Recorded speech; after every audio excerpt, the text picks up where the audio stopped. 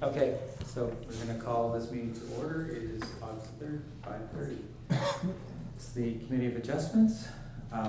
First off, Eva, would you like to introduce the meeting? Thank you, Chair. My name is Eva Baker. I'm the Acting Secretary Treasurer for the Committee of Adjustment. I will be hosting the meeting and managing participants. Committee members joining us this evening are Member Dale Vian, Member Steve Pelkman, Member Mike McGuire, Member Brian Derbyshire, and Member Terpstra, who's also our Chair. Member Frank Kennis and Randeep Kumar are absent this evening. Municipal staff in attendance this evening are Jennifer Huff, Director of Building, Planning and Bylaw, Aaron Besh, Planner with the County of Middlesex, and Brianna from the Legal and Legislative Services team. At this time, we have 8 individuals in attendance in person this evening and no participants joining us virtually. Tonight we have 3 applications to be heard by the committee. The chair will introduce each application and provide the applicant and agent an opportunity to speak to the application. The planner will follow with their report. The public will then be invited to make comments or ask questions about the application. The chair will then call upon the committee to ask questions and make comments before the chair calls for a vote on the application. Once a decision is made, there is a 20-day appeal period from the date of decision for minor variances and 20 days from the date of notice of decision for consents. If anyone wishes to be notified of the decision, you can make a request today or make a written request following this meeting. Just a note before we begin the meeting, we ask that the public state their full name before providing their comments at the podium. Thank you. Great, thank you, Eva. Committee members, you've had a chance to read the minutes of July the 6th. Any errors or omissions? Seeing none, I need a motion then to accept them as presented by Mike, second by Steve, and carries. Any declarations of pecuniary interests by any of the committee members? Seeing none, we're moving on. Then our submissions for consideration. 3.1 application for minor variance at 274 Elder Street, Strathroy. Do we have any people in the audience that want to speak to this one? Yes, and state your name, please. Do they just stay up here or go over there? Well, what I'll do is I'll have Aaron do a report first, and then you Okay. can add some comments to it. That'd be great. Okay. Thank you. Thank you. Thank you, Chair. So the first application before committee this evening is for 274 Eller Street in Strathroy. The application requests relief from section 4.22 of the zoning bylaw to permit a maximum gross floor area of accessory buildings and structures of 434 square meters, whereas a maximum of 96.6 square meters is permitted given the size of the main floor of the existing dwelling. The application also requests relief to permit an accessory building height of 6.1 meters, whereas a maximum of 4.5 meters is permitted. This application would facilitate the construction of a 297 square meter accessory building in the rear yard of the subject lands. The applicant has advised the purpose of the structure is for the storage of camper and cargo trailers as well as other personal items. So the property is located on the west side of Eller Street. I've highlighted it on the map, the location map. It's a flag-shaped parcel that is approximately 0.93 acres in size. It has frontage along Eller Street, an existing driveway. It widens to about 164 feet at the rear. It contains an existing single detached dwelling with a ground floor area of approximately 120 square meters and an approximate height of 7 meters. The property also contains an attached garage, a detached workshop, and a garden shed. So I do want to note, before I get into the rest of my report, that the accessory structures on the property already exceed the 80% that we permit for accessory structures on an R1 property by an additional 42%. But the structure, the workshop that's on the property is, it was constructed in 1996, which was prior to the establishment of our zoning bylaw. So the applicant's proposing, like I said, to construct a 297 square meter building in the rear yard of the subject lands. It's the blue highlight on my location map at the back. Access to the structure is proposed to be over the land between 274 and 268 Eller Street. There's no driveway at this location, but there is a gate in the existing fence that would allow access through that way. The surrounding land in this area, there's a mix of low density, medium density, as well as several sort of industrial uses to the south of the property. There is an R3, an apartment building to the south, and there is some vacant residential land that does have a hold on it for future residential development, which is just, you can see the R1-H, it's just this large vacant parcel here. The application was circulated as per the requirements of the Planning Act. The Director of Building Planning advised that given the size of the proposed structure relative to the dwelling, and per section 4.22 of the zoning bylaw, the application does not appear to meet the 4 tests. And there is a concern that it may be used, this application could be used as precedent in the future. Director of Engineering and Public Works also advised of concerns with how the owner would be accessing the proposed structure, as there's no formal access to the rear. A second dwelling on the second driveway on the property would not be permitted as per the requirements of our design standards and our zoning bylaw. Accessing the rear of the property without a formal driveway could cause significant damage to sidewalk, curb, and grass in the boulevard. So I reviewed the application against the 4 tests of minor variance, and the proposed structure, in my opinion, is not supportable, as it would far exceed the size and height of other residential accessory structures in the area and would exceed what is deemed to be considered an accessory structure in general. The primary use of residential lots in our settlement areas are for dwellings with subordinate accessory structures. An increase in permitted accessory floor area from approximately 96 square meters to 434 square meters is significant and represents an increase of 3 times what is permitted in the zoning bylaw. Although the existing dwelling would be slightly taller in this case, the height increase in combination with the overall building size cannot be considered minor, as the proposed building would be almost 2,000 square feet larger than the existing dwelling. Further, it is, as a proposed accessory building would be 1.2 meters from the side lot line, the visual impact of the height increase could negatively impact the neighboring property and enjoyment of their property as well. The proposed structure does not have a formalized driveway. Public Works staff have, like I mentioned previously, have addressed concerns regarding damage to municipally owned infrastructure. If the applicant was to try to establish a driveway at this location, it would require several variances in order to allow that to happen.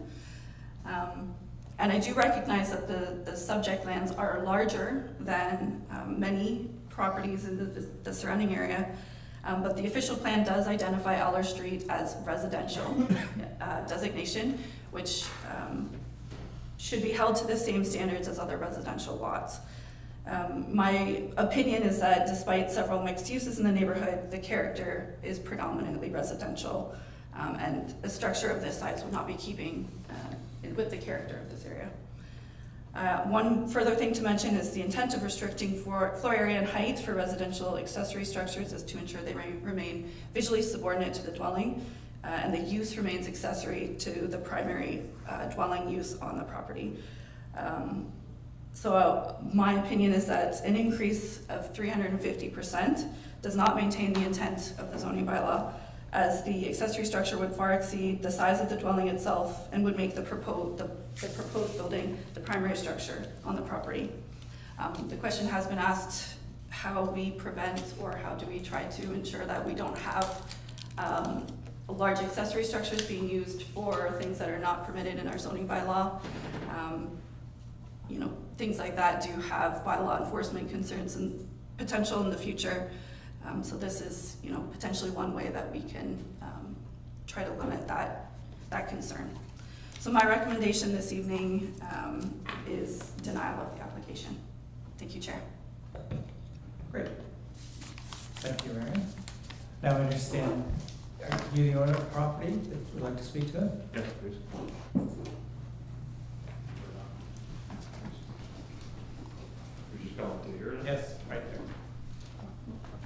right there. Oh, sorry, Yeah, sorry. sorry. I thought you were pointing here and.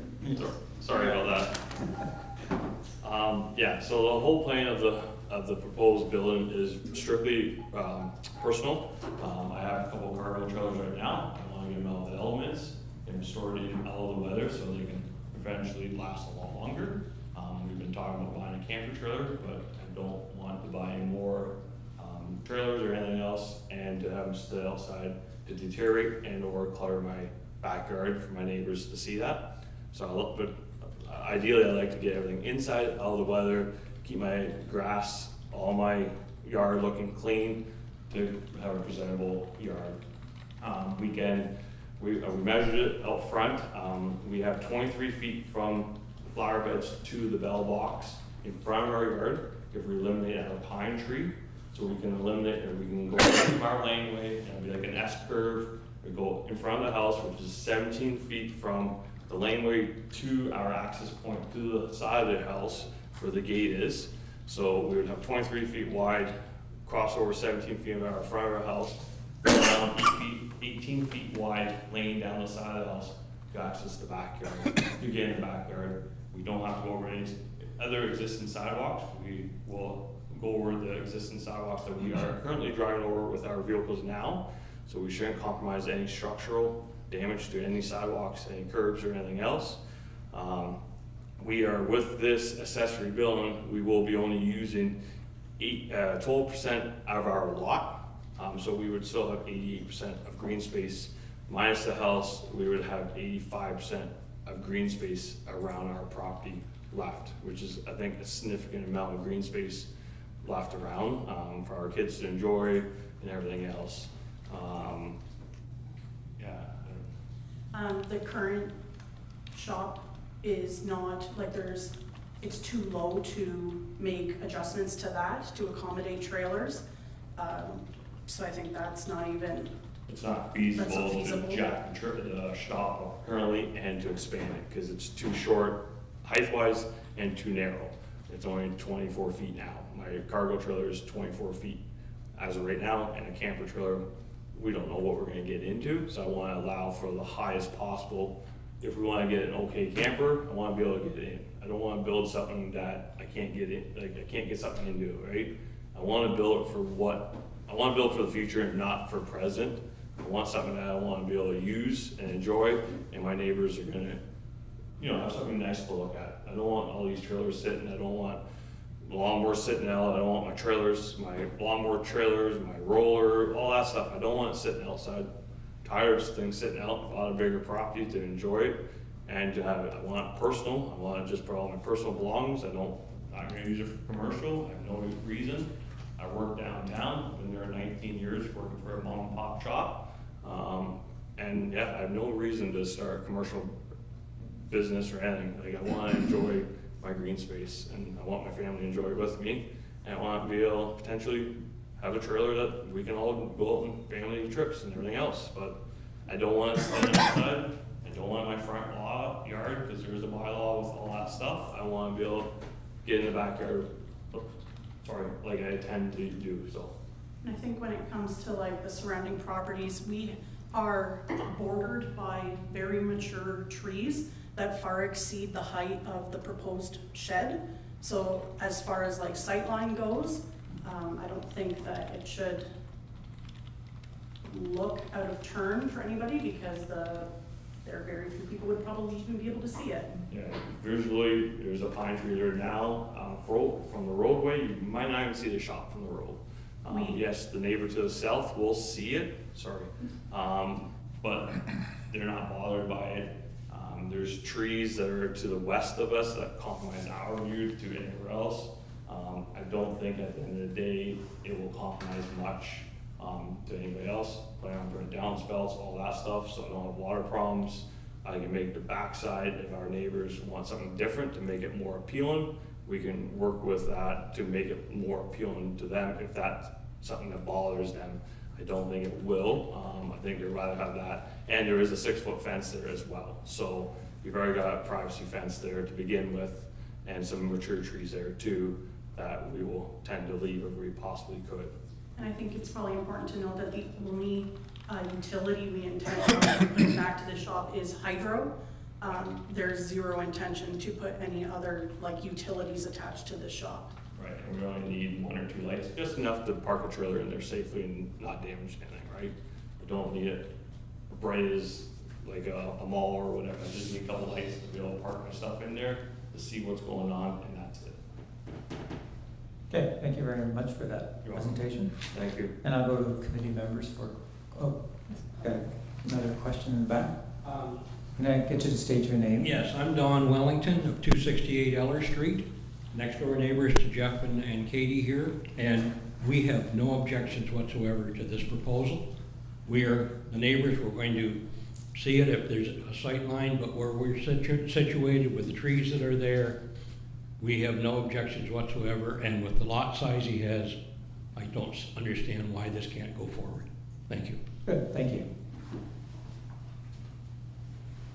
Another Hi, question. my name's Barb Dexter. I'm on the south side of the proposed property, and we don't have a problem with it at all compared to his lot size.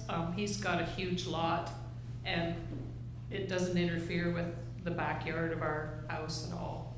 So we don't mind it being built at all. We don't think we would even notice it, because there's already a fence there and a lot of mature trees to keep the view down. So it's just another structure that is gonna help him clean up his yard and keep everything safe. Okay, thank you for that. Thanks. Any other comments from the gallery? No? Then I'll go to questions from committee members. Steve? So I've always said that if you're gonna buy toys, you need to have a piece of property that can store those toys. Clearly, this piece of property can, he can go ahead and buy all those things already and store them in the backyard. And I would agree with him, I think it would look better if it was in a building. So personally, I have no problems approving this. I don't really think it sets a precedent because of the size of the lot. There aren't that many lots in town that could be the size of this. And so I really don't have an issue with it. I would have an issue with it if they put sewage and water in it, but if they're just extending hydro to it, I have no problems at all with that. Okay, thank you, Steve. Brian? Thank you. No, I feel the same as Steve. I guess my only question is, are we taking down any of those other structures in the backyard too, or are we're No. continuing to add? The plan was not to take anything down. Okay, I just didn't know from the picture there, it looks like the blue's over top of something there. It's a pine tree, like a big Okay. pine tree that's kind of dying out a bit. The plan was to either have 15 feet between the shops, so it shows that it is a separate facility, not like a joint facility that we could like make a business, because I don't want that. Or I can push it farther back to the back of the property and keep that mature pine tree there. Which also decreases, The site from the road, Yeah. right? If I pushed it back towards the back of the property more, and leave the big pine tree, then I don't think you'd ever see it from the road at all. Because that pine tree is probably 30, 40 feet spread on the bottom. It's a big mature pine tree. I was gonna say, it doesn't matter to me. I just wondered if we were taking down some other structures, and I don't know. I'm not gonna mess around with closer to fence lines and this. That's probably a whole different variance too, so. No, it's, we weren't planning on moving nothing or changing anything, just add it. Okay. Any other further questions? Mike? Thank you, Chair. Through you. I was challenged by the whole proposal. I was out at the site. I drove past it a while ago and took a look, and actually was out there today in the backyard. It is a very large backyard. I'm glad Councillor Pelkman raised what he did raise, because we've had these conversations previously. Exactly, on the use of these, at the time I termed them estate lots, these very, very large lots that should be more than just a big, large lot of grass. we should be allowing something to occur there. And clearly this is landlocked, and can only be accessed by the current owner. So although I think staff have properly evaluated everything that was in front of them, I think at the committee, I look at this and think that this is reasonable. I don't think it'll ever be seen, certainly by anybody out on Eller Street. The neighbors directly left and right of him have no problem with it, and that doesn't surprise me because it is just that large of a lot. I am concerned about access to it. I know they can come across the front yard taking the tree down. Like many people, in fact, the curb out in front of their house has already been modified when they redeveloped Eller Street to show the depressed curb as you would have for a driveway. So they're not jumping the conventional 8-inch square curb. I think that was probably done by error because, again, the bylaw says they're not supposed to have 2 driveways, but the reality is it is there. I suppose the municipality could come by and correct that if in fact that is an error. So overall, I think where I stand on it is it's an appropriate use of that very, very large space. We can see that it's 6 times the size of 268 lot. Like it's just simply that big. So I'm in support of the other two members' comments, unless there's something else I need to consider I'm not seeing. Any further? Bill, you're up. Any questions? I took a look at the lot today. I just drove by, and with the industrial building to the south, I feel like it has a very industrial vibe as it is, and I think it's a great use for the property. So I would be in support.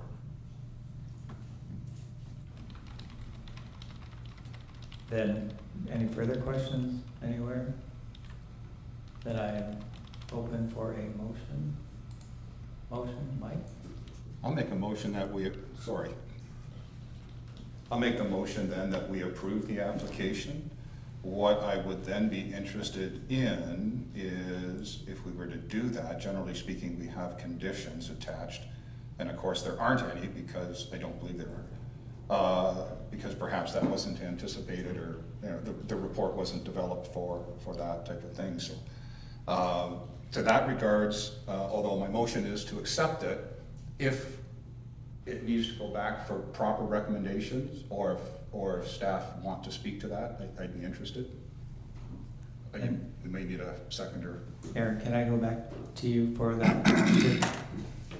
Sure, through the chair to Member McGuire. I think, we don't have a situation where we don't want it too close to the front lot line or anything in this scenario. Perhaps we can include the standard condition of ensuring that stormwater management is done in a specific way, just ensuring it doesn't affect the neighboring property. In terms of additional conditions, yes, that will be a committee decision, of course, but that's the only one that I can think of for you. So can I then add, with the condition that stormwater be managed, Directed away from the lot line. directed to the satisfaction of municipality. That's kind of the wording we use, is it not? Thank you, I'll stop there. Yes, Brian. Is there a way, and I'm just gonna throw this out there because we do see a lot of these kind of coming through. Is there a way to put in that this is personal use only and just stay that way, even if Mr. Smith sells the place? Or can we not put that designation? I find we're putting a lot of sheds on a lot of places that, for the people that are doing it now, this is their purpose, but if they sell and the shed's there and it's able to house a lawn care business, are we now kind of setting ourselves up for what could be Jen, something else? do you have a comment to that? Thank you, Chair. Just, I would defer the notion of either conditionalizing that as a minor variance. What happens is we can't register on title that condition, so it would really require the new owner to contact us for information about a previous minor variance, which honestly doesn't happen very often. So if it does become a problem, it's going to purely be the municipality's enforcement issue that they need to deal with, and the neighborhood issue that would result. Good, thank you, Jen. Aaron? Through the chair, just, they would be restricted through zoning still, right? So it is still the R1 zone. But yes, if they chose to go a different route, that would be enforcement. Thank you. Thank you. So I do have then a I have motion. the motion, yes. I need a seconder. Steve? Any questions? We do need planning rationale in the motion. Chair, where the committee has decided to change, make a decision that is different from the planner's recommendation, we need a planning rationale for that decision. Steve? I would suggest that we would use the tidiness of the property.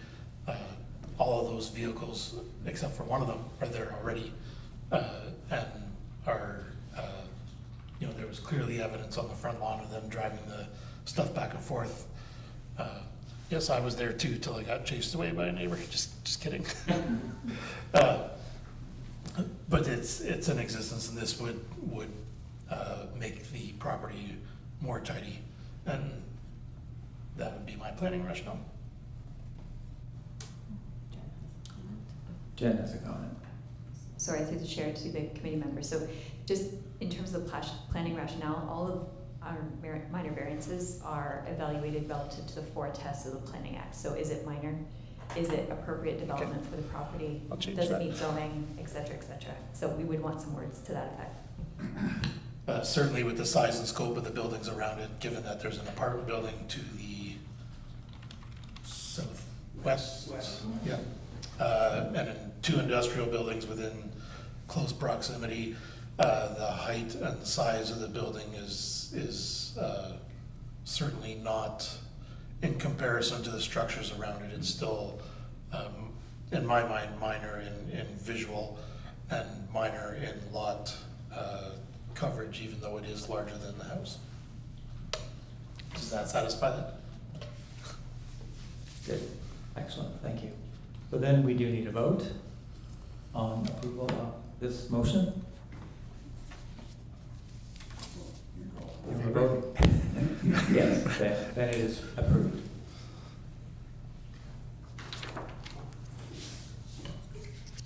From today, the 20-day appeal period will begin. During this time, either the applicant or a prescribed public body can appeal a decision made by the committee by making an application to the Ontario Land Tribunal. If no appeal has been made following the 20 days, the minor variance declaration will be issued. Thank you. Would you notify us then if somebody makes an appeal against it then? Yes, I would. Yes, okay, thank you. Okay, thank you. And then moving on to 3.2, an application for minor variance at 346 Caradoc Street North. And Thank you very much, everybody. you're welcome. Thank you. And are there any members in the audience regarding that property? Yes? We'd like to do Aaron's report first, and then I'll have you speak to it. Thank you.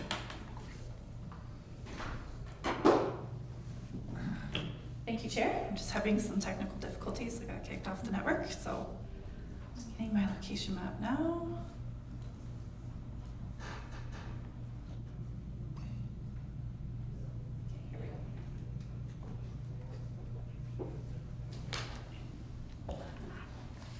here we go.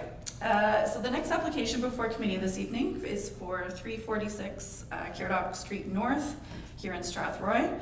The purpose of this application is to seek relief from section 4.26A to permit an 8.6 square meter shed in the front yard of a residential property, whereas the zoning bylaw restricts it to be being located in the rear yard or interior side yard. The location of the structure in the front yard is due to the unique configuration of the lot and the placement of the existing house. So as you can see, it's kind of a unique lot in that it's really, at three roads perhaps. We have Victoria Street, Hull Road, and then Caradoc Street. So in our zoning bylaw, of course, the definition of the front lot line is the shortest distance abutting a public road. So it is actually this piece here that abuts, oh, you can't really see my mouse, but it's a piece that abuts Hull Road, or right before it meets Victoria Street. So anything that is located closer to that lot line than the house would be considered to be in the front yard.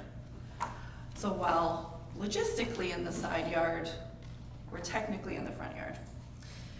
So the application also seeks relief from section 4.22 to permit a cumulative floor area of all accessory structures of 61.6 square meters, whereas 59.5 square meters is permitted given the size of the dwelling itself. The property is approximately 707 square meters with approximately 21 meters of frontage along Victoria or Hull Street or Hull Road, and 24 meters along Caradoc. The property contains an existing single detached dwelling with an attached garage. The dwelling has a ground floor area of approximately 74 square meters, which is 800 square feet, with an attached garage.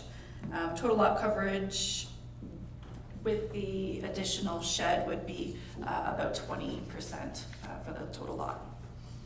The applicant has already begun construction on the 3-meter tall shed.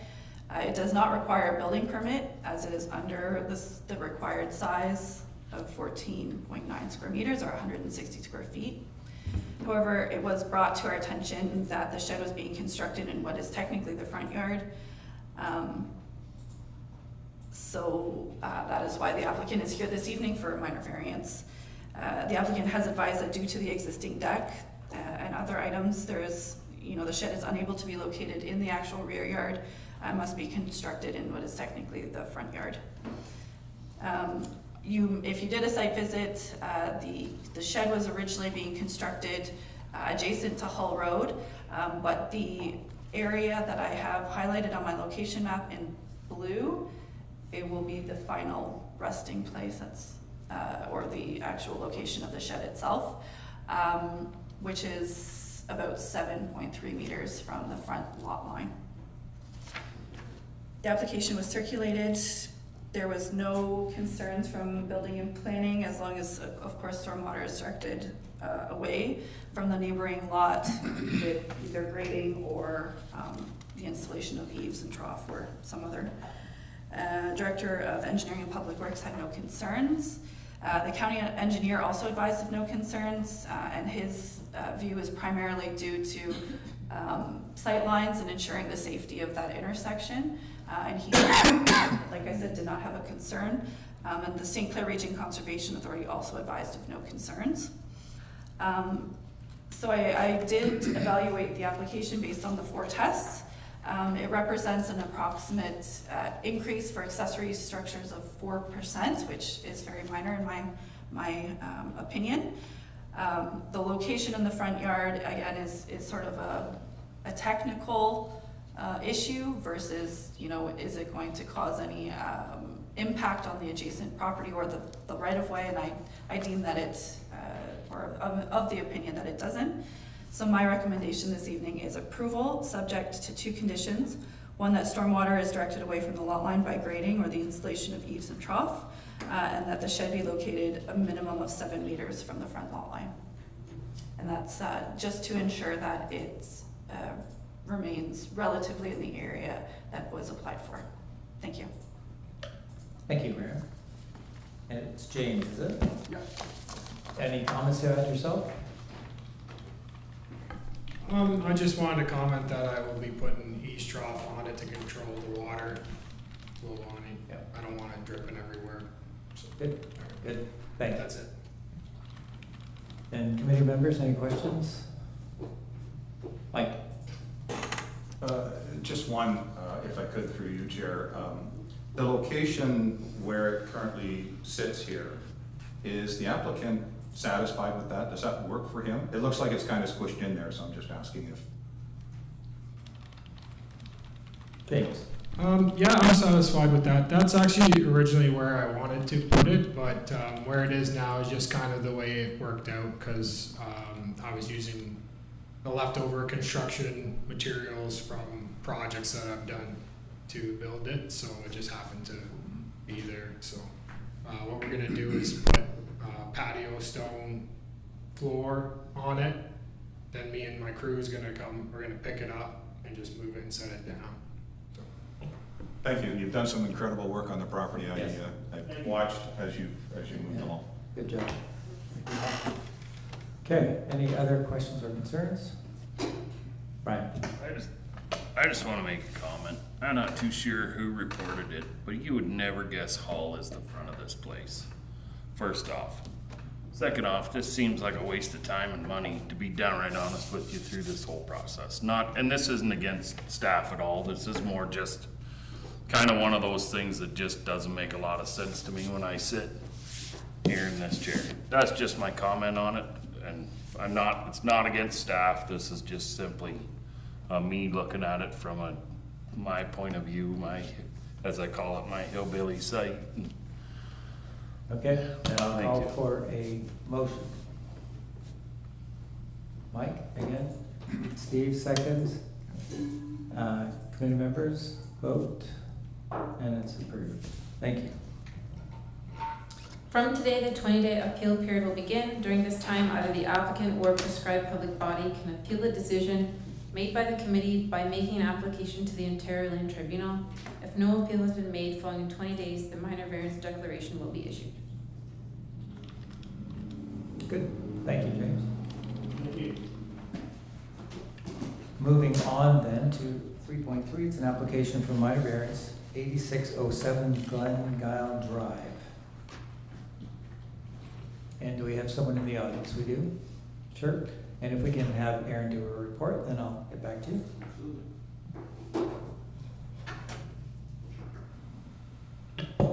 Thank you, Chair. So the next application before committee this evening is for 8607 Glengyle Drive. So there are a number of variances on this application, so I will go through them briefly. The first variance being to permit a secondary suite that is 148 square meters in size, whereas the bylaw restricts secondary suites to 80% of the ground floor or gross floor area of the main dwelling to a maximum of 75 square meters. Number two, to permit a secondary suite on the ground floor of an accessory building, whereas they were restricted to the second story only. Number three, to permit an accessory building in the front yard, whereas accessory structures are limited to being located in the side or rear yard only. Number four, to permit a cumulative floor area of all accessory structures of 344 square meters, whereas 119 square meters is permitted given the size of the existing dwelling. Number five, to permit an accessory building height of 5.5 meters, where a maximum of 4.5 meters are the height of the main dwelling, whatever is the lesser. So this application, the applicant is proposing to construct a 297 square meter accessory structure with a 148 square meter secondary suite within. The applicant has advised the purpose of the structure is for the residential unit and an attached garage for that unit that could accommodate a trailer, boat, 2 antique vehicles, and their everyday vehicles as well. The subject property is located on the south side of Glengyle Drive, just east of McAvoy. It is approximately 0.34 hectares or 0.8 acres in size. It has an existing single-story dwelling with a ground floor area of about 148 square meters and a height of 4 meters. There's an attached garage as well, and of course the property is on private servicing. As the property is under a hectare in size, it is subject to the municipality's provisions related to accessory structure size. This application requires 5 variances to accommodate the size, height, and structure itself. I do want to note that the application advises that the building would be 1 meter from the side lot line. It does say 1.8 meters here. But I do want to just note that building staff advised that 1.2 meters is required for any structure that has a residential component to it, and that's for fire separation purposes. So if approved, the structure would be required to meet that 1.2 at a minimum. This entire property is regulated by the St. Clair Region Conservation Authority due to the municipal drain that is located just to the south of the property. There is flooding hazard in the area. The property is also contains significant woodland, and this entire piece next to it is also has been identified as significant. So of course our official plan policies require for any development proposal within a significant woodland or directly adjacent to it, a development assessment report must be completed. So in support of this application, the applicant retained a consultant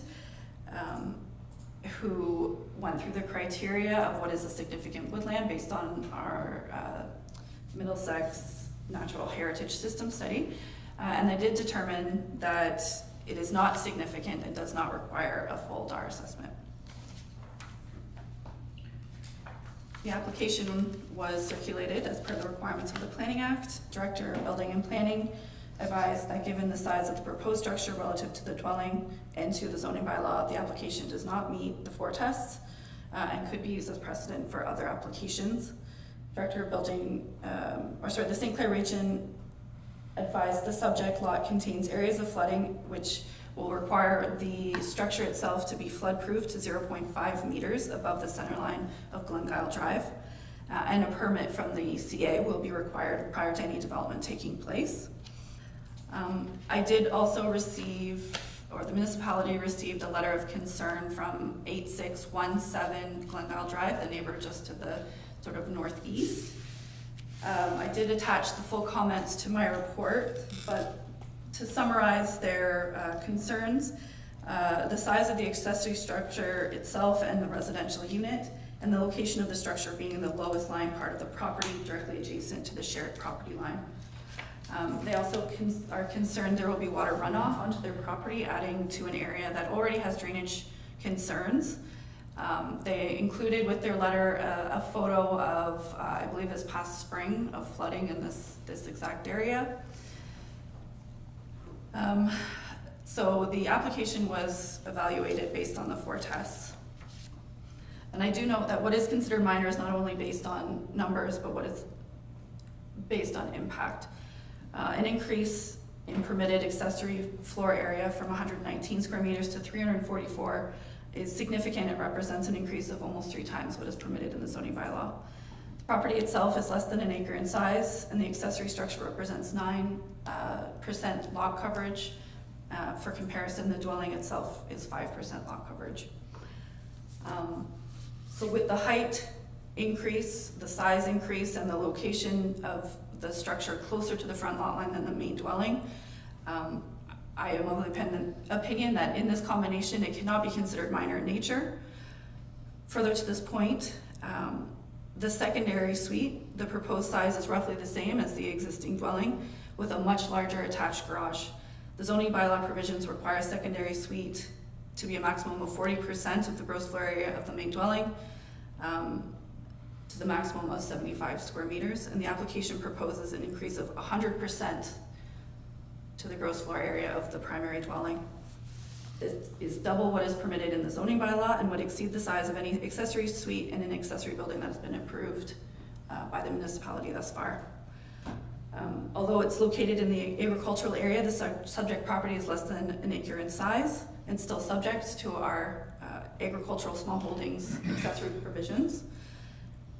While large accessory buildings are common in the rural area, they are generally found on large agricultural lots and are not subject to structure size and height restrictions. Lots under 1 hectare should be held to rural residential standards and not to the standards of an agricultural lot.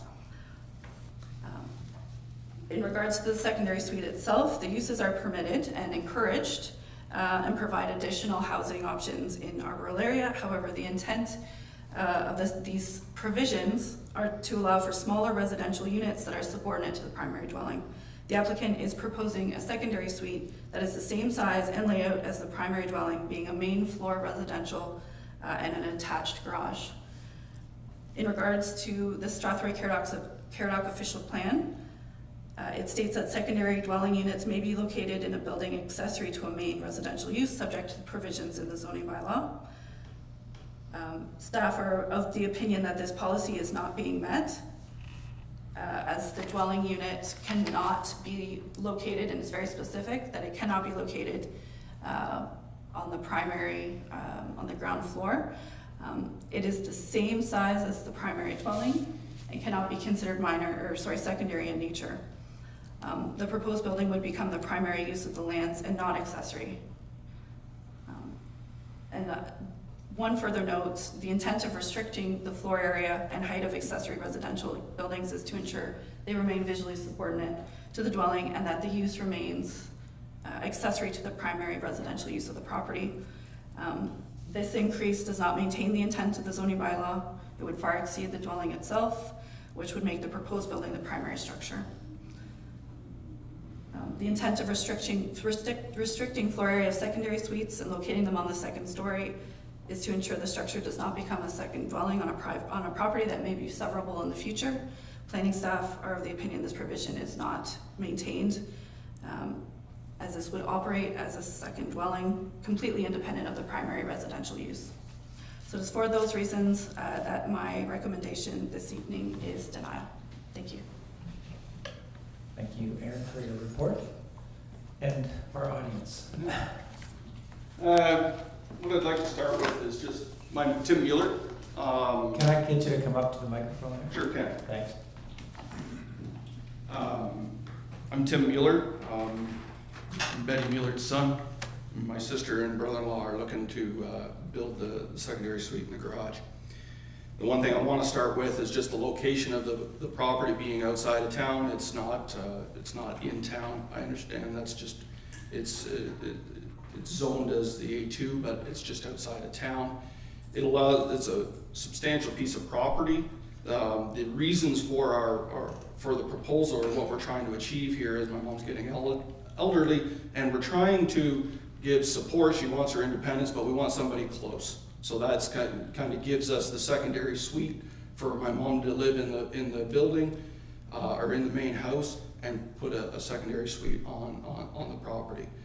The shop being of size of nature, we got recreational vehicles. My brother-in-law is a collector of historical vehicles. My boat, there's just, like, we get back to toys and things and putting them in secure places. That piece is the reason why the size of the shop itself.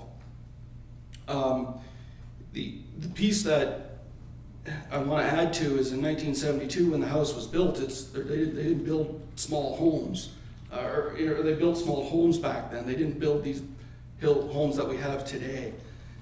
So to do percentages of the house, that doesn't give much for the secondary suite. The house isn't that big to start with, so now your percentage of the house versus the percentage of the lot, they're two different things. So that's what we're looking at when we put the building proposal together. We also were notified that it's a heritage area, or the part with the canopy and the trees and those types of forestry. We hired a consultant at our cost of $3,500 to evaluate that. We've come back positive. We're really wanting to make this piece work and whatnot within the zone that we're working with. Again, I just wanted to come back to the main reason is to have somebody close to my parents, or to my mom, and that's the main portion of the proposal. Good, thank you for that. Yep. Brings us back to the committee. Any questions, concerns from committee members? Start with Steve. So while I agree with that if you got toys, you need to have a place to store them, but you also need to have a piece of property that's appropriate for it. And in this case, I'm not seeing that the lot is appropriate for it. So clearly there's a water storage issue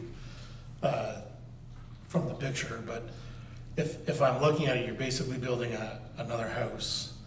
And if I were to, say, sever the piece of property, the conditions that we would have put on that would be that it would have to be set back so that it's in line with the other houses.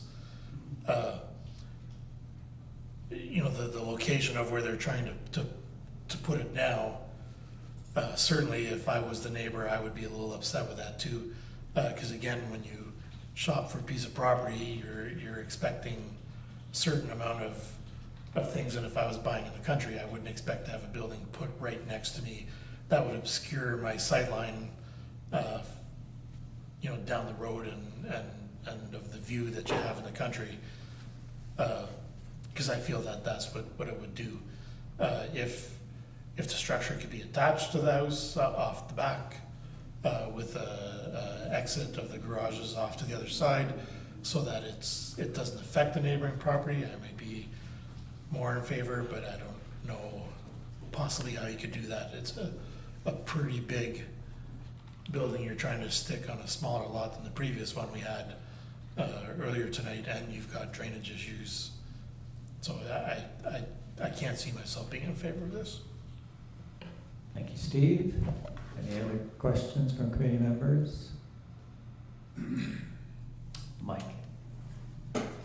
Thank you, Chair. Once again, I find myself agreeing with Councillor Pelkman. I guess my thoughts and concerns come about with Bill 23, and there's two others, I think it's 97 and 5, and the potential new PPS that could come out, and I don't think any of that is in play for the moment. I'm not 100% sure where we stand with that, and perhaps staff could just give that a little bit of thought and comment as to if the new PPS came into play, I guess basically how we anticipate that it might, how does that change the landscape, or does it in this case? Can I ask that of staff? I see our director saying yes, so. Yes, Jen? To the committee, the simple answer is really we don't know yet, because we don't know where the province is going to land. So until they actually release the final version, we won't know what applications it might have on something like this, to be honest. And through the chair to Member McGuire, so they are releasing ARU provisions, accessory or additional residential unit provisions, but so far they have been very geared to lots that are fully serviced in our settlement areas. So we're not sure if they're going to open up to the agricultural area. We haven't really had direction on that so far. But certainly they're intended to be additional residential units. Whether they're going to put a size restriction or anything on that, we're just not sure. Yes, back to Mike. If I can ask a follow-up, do we have any idea, I know they keep bumping the timelines, but if we were to defer this to find out what the province does, do we have even a date that we could aim for, Chair? Or are we just still completely in the dark about what the province might do? Aaron. Go back to Aaron for that one. Through the chair to Member McGuire, I believe that the consultation period was up at the beginning of August or shortly. However, we don't know when the PPS will come forward. There's certainly going to be revisions to it, and how long that takes, we're not sure. And then even if they do approve a new PPS, they probably will have an implementation date that is not tomorrow. So they will give municipalities an opportunity to perhaps respond and get, things in place to allow for them to operate. So, if that is committee's decision to defer, that's certainly an option, but we could not give you a timeline at this time. Brian, you had your hand up. You still have a question? Yes, I guess through you to, mine was more, I guess, a question for Mr. Mueller would be for the water, sewer, and I guess, like, I'm looking at the picture that was submitted by the neighbor, and there's a significant swale between the two of you, like where this place is proposed. What drainage, and is this on its own septic system and its own water system? Right. So it would have to have enough coverage for a septic bed. Yeah. And then drill its own point in the front, and then all the water here, like, are we building it up? We would have to build it up. There was some, I think in the plan that there was a build up towards to negate the drainage issue. Okay. I don't know if that's a swale put there for a reason, like, when the first two houses were originally done or not, or whether we would actually be messing around with drainage now from not even just your property, but say adjacent lands. I don't know. I guess I did drive by and look. I probably ended up with more concerns than approvals, so. Any further questions? Then I am looking for a motion. Motion by Steve. I'll make the motion that we accept the recommendation that the application for the minor variance be denied. Looking for a supporter for that. And Brian. And calling for the vote for the committee. So it is then declined. Oh, do you have a question? You've called for a vote, so I really shouldn't be speaking anymore to the matter. Correct, I think so. Sorry if I missed that. Pardon me? Sorry if I missed that. No, I just, yeah. Can I speak? Can I have, just to have something? Yes. I just have some, it's more or less a procedural question. From here, for other proposals, looking for some guidance, or from our standpoint, what are some of the other options that we may be able to entertain or do? That way we're working, even from the process that, from our standpoint, we're trying to work through the process. We didn't feel like we had much guidance on what we could and couldn't do, besides this is the where we were heading. Not to say that Aaron didn't provide us guidance, that's not what I'm saying. I'm just trying to get a feeling of what would satisfy the council members, or what would be something a little more along in lines of what we're trying to achieve here. Aaron or staff, can I go back to you for that? Sure, through the chair.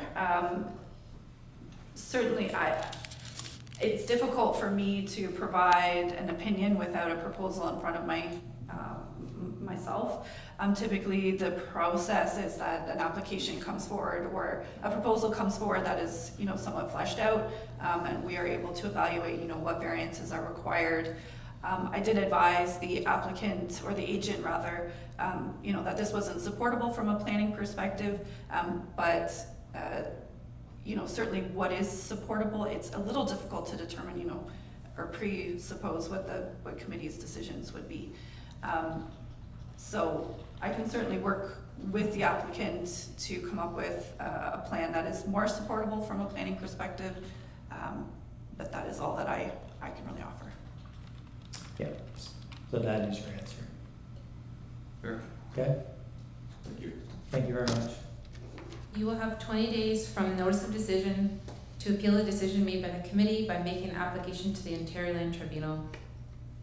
If you have any questions about the decision or how to file an appeal, please reach out to me. Thanks. And we're moving on to number 4, unfinished business. 4.1, the Committee of Adjustment Refund Request Policy has been amended. And we do need a recommendation to support it as written. Can I? Yeah, you have a question first? I see it in front of us, Chair, but I'm just wondering, would the director like to lead us through it? It's a new policy. I take it essentially we'd be recommending it up to council. Is that correct? Through the committee. So this is a policy that would be approved by the committee for, and we discussed this, I think, at last meeting, as well as a few meetings ago. So this is a policy when we receive a request for a refund for a minor variance application. So the committee had some direction on the draft refund request policy at last meeting to remove the note in the policy that staff would come forward with a recommendation.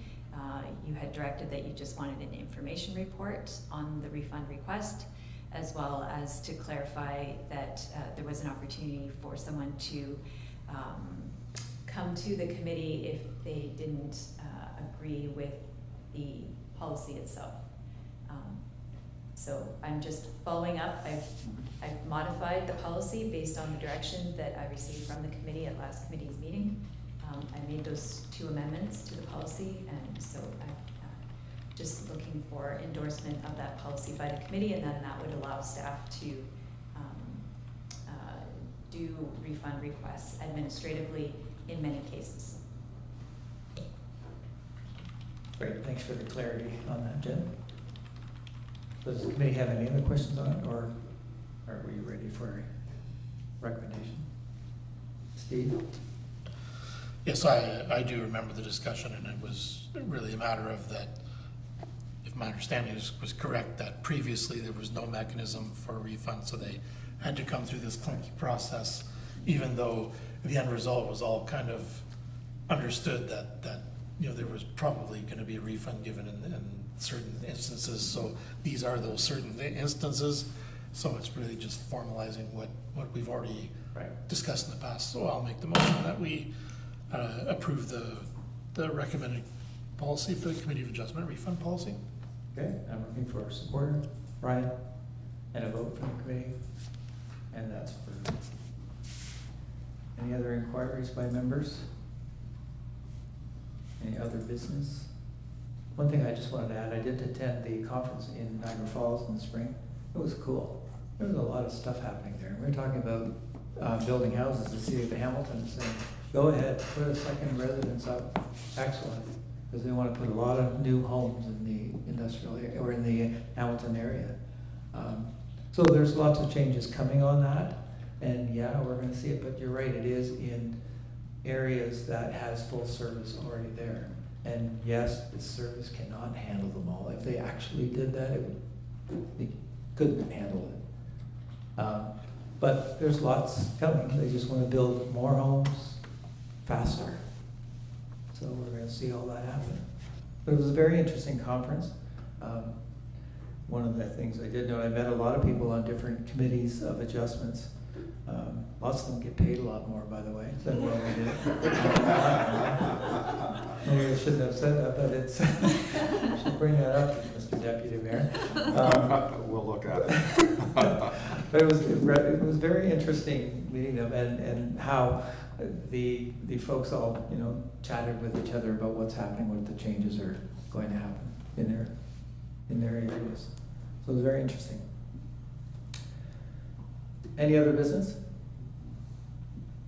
No? Then the scheduled meetings as presented are there. And I'm looking for an adjournment. So moved by Steve, seconded by Mike, and voted.